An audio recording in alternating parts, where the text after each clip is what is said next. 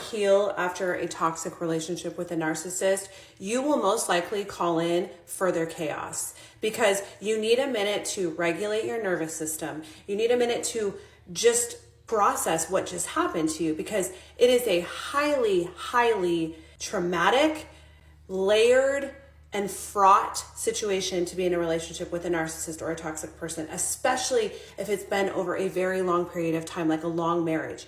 You have to take some time to yourself to process what just happened to you and then to tend to yourself. And I don't just mean make yourself feel better in the moment from all of the trauma that you've been through.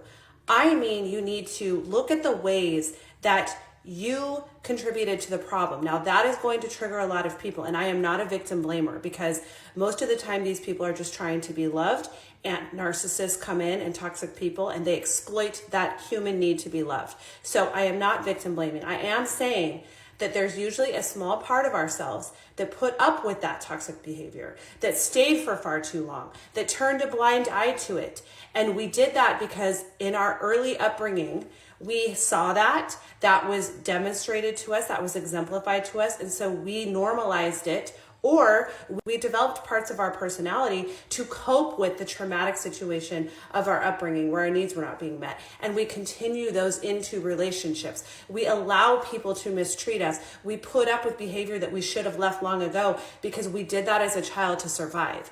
We need to tend to those little parts of ourselves that have been traumatized by caregivers and are now going out into the adult world, replicating the chaos and the trauma of those early years. And I will say, if you get into a relationship, out of a narcissistic relationship or a toxic relationship, especially a long-term one, and you have done no healing work, you will continue to perpetuate chaos.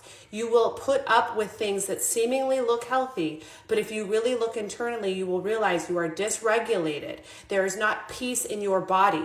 It's chaotic. It's a chaotic, dysfunctional relationship because you are used to chaos and you are recreating the chaos that feels safe to you. Even though it's hurting you, it feels safe to you. That is why it is so imperative after a narcissistic relationship or a toxic relationship to do the healing work, to sit with yourself, to categorize and cope with what happened to you, and then tend to yourself in very deep ways back to childhood wounds so that you can feel safe in your body and then attract and recognize safety as love.